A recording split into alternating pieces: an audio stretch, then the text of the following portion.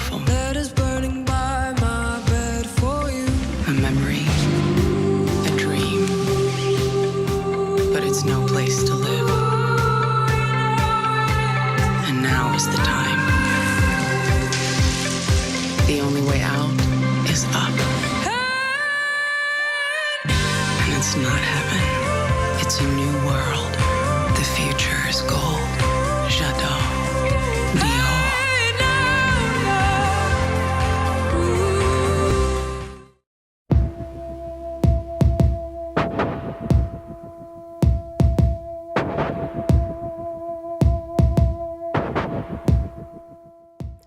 By the late 1800s, art in Europe had taken a somber turn. To be considered a serious artist, you had to return to the Arts Academy to study line, shape and form, with the ultimate goal of bringing the ideal landscape into form. There was a growing movement of people who believed art isn't meant to be studied like the sciences, but that it flows from the soul and decorates life with its beauty. They were part of the movement known as Art Nouveau, meaning new art in French, a style mostly popular between 1890 and 1910. Known by different names in different countries across Europe, such as the Vienna Secession in Austria, Art Nouveau moved away from the academic arts and the imitation of the real and headed towards a more organic style based on nature and soft flowing lines.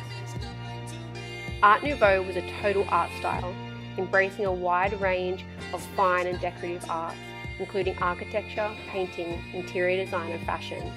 It was one of the first artistic movements to give credit to the graphic arts and made way for artists to have an alternate outlet, such as Toulouse-Lautrec, who used movement and undulating lines characteristic to the Art Nouveau in his poster art.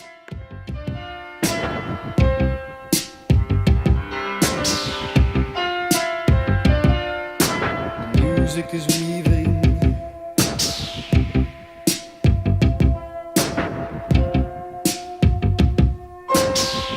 Hunting notes with staccato strings, the rhythm is calling.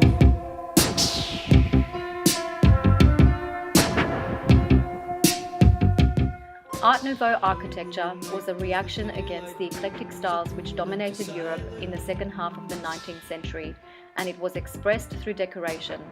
Smog-filled cities were splashed with colour and vitality as architects such as Victor Horta, Hector Guimard and Antoni Gaudí put nature at the heart of their designs and these thriving metropolises.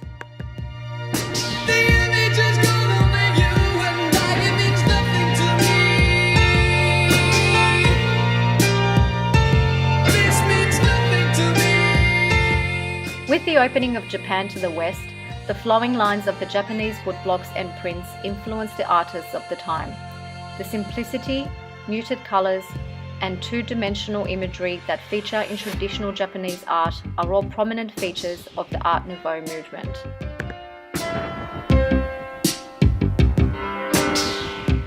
The arts and crafts movement and its emphasis on hand craftsmanship, as well as the post-impressionist artists, also had a significant influence on Art Nouveau.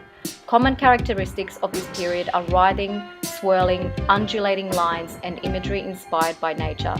Muted colours such as olive green, carnation pinks and periwinkle blues dominated not just the arts but also fashion.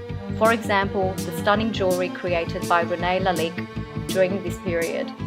Sketches of nature created by biologists were used as inspiration to craft beautiful nature-inspired pieces, as can be seen in Louis Comfort Tiffany's famous lamps and stained glass works.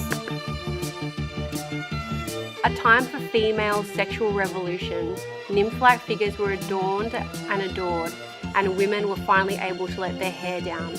Prominent artist Gustav Klimt, one of the founders of the Vienna Secession, created paintings gilded with gold and used curling lines to create sexually evocative artworks.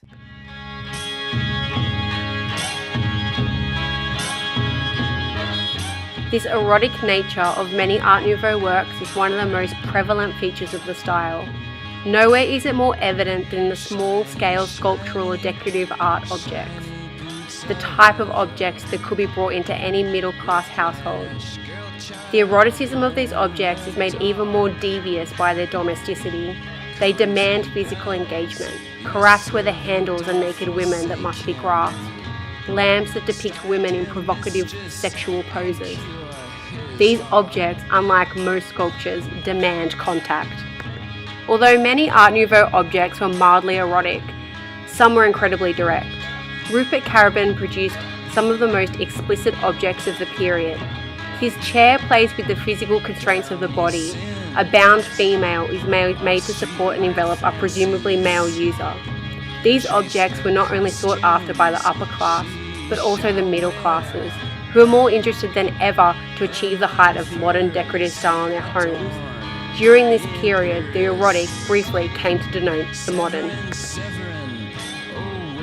The end of the century saw the advent of mass advertising. Perhaps the most crucial development for advertising in the 20th century was the realization that a successful advertisement sold an idea or a lifestyle rather than a product, and nothing sold products better than sex. Designers didn't just aim to sell the promise of sexual fulfillment to a male audience, but also to a female audience who was increasingly becoming the dominant consumer. It was women who were more often than not in charge of household finances and who ultimately became associated with shopping. The ideal Art Nouveau woman was sensual, sophisticated and decorative, as depicted by Alphonse Mucha in his posters, and advertising used his ideal to sell to women of both the upper class and middle class. Art Nouveau style was also influenced by the femininity projected by the suffragette movement, which ran officially from 1866 to 1928.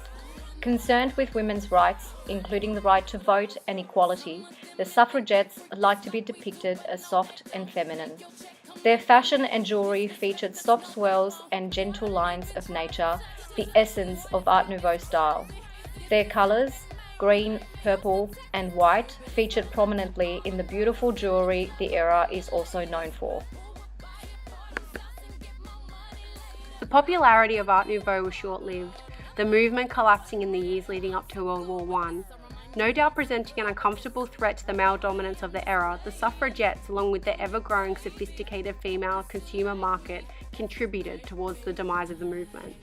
The overtly sexual nature of the Art Nouveau style also had to be controlled, as it was seen as a destabilising and dangerous factor to acceptable moral standards and male control. Functionalism replaced Art Nouveau, with the Bauhaus and the international style coming into prominence, only to be replaced by the eroticism of Art Deco and Surrealism. The lesson? Human nature will not be repressed.